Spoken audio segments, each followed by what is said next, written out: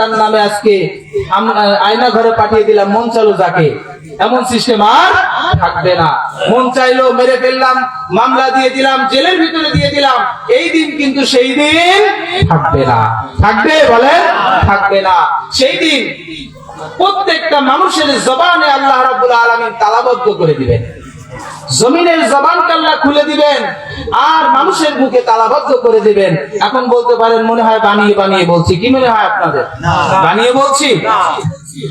আল্লাহ রাব্বুল আলামিন বলেন, আল-ইয়াউমা নাখতিমু আলা আফওয়াহিহিম ওয়া তুকাল্লিমুনা আইদিহিম ওয়া তাশহাদু আরজুলুহুম বিমা কানু ইয়াকসিবুন।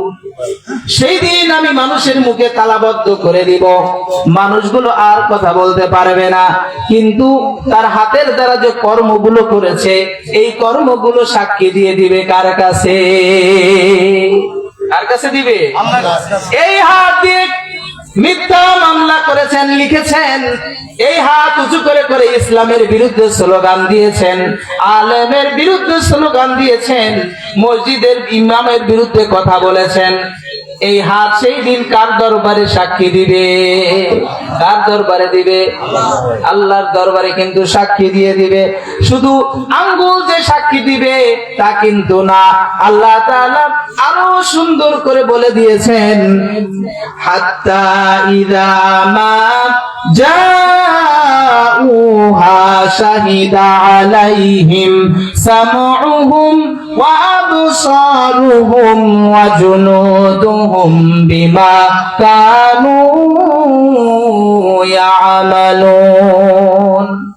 সেই দিন তোমাদের শুধু মুখ তালাবদ্ধ হয়ে যাবে, আঙ্গুল কথা বলবে, ব্যাপারটা কিন্তু তা না। সামউহুম ওয়া আবসারুহুম, তোমাদের কান সেই দিন কথা বলবে কার কাছে? ওয়া জুনুদুহুম, তোমাদের গায়ের চামড়াগুলো তোমাদের সেই দিন আল্লাহর কাছে সাক্ষী দিবে। তোমার চোখগুলো, এই চোখ দিয়ে কার উপর চোখ রাঙাইছো, কাকে চোখ টিপে দিয়েছো, চোখ কিন্তু সাক্ষী দিয়ে দিবে। কি শুনেছো কান দিয়ে, এই সাক্ষী কিন্তু আল্লাহর কাছে দিবে। এই জন্য আল্লাহ তাআলা বলছেন, ইয়াউমা ইদিন তুহাদ্দিসু আখবারাহা।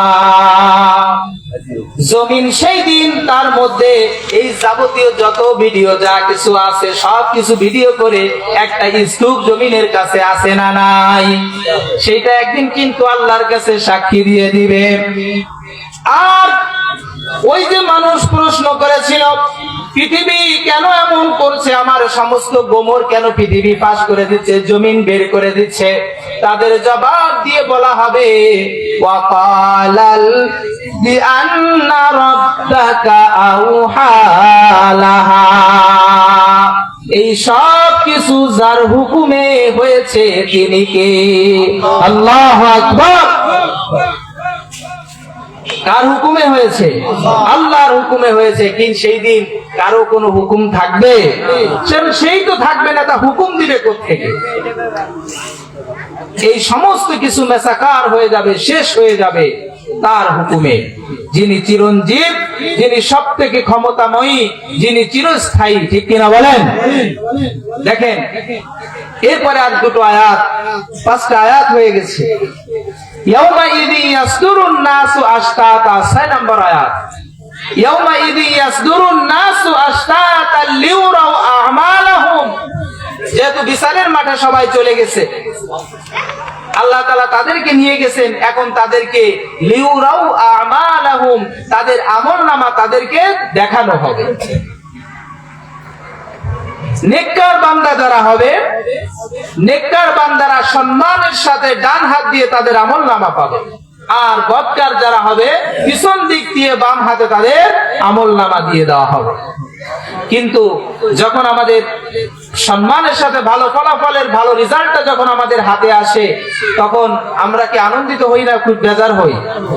সকলে জবান খুলে পড়েন। আপনারা বলেছিলেন আমার সাথে কথা বলবেন যতক্ষণ আমি থাকবো, বলেছিলেন না? তাহলে আপনারা আবার নিস্তব্ধ হয়ে গেলেন কেন? দেখি একটা তাকবীর দেন, লিল্লাহি তাকবীর। তাকবীর। সুন্দর ফলাফল পেলে, ভালো ফলাফল পেলে আমাদের আনন্দ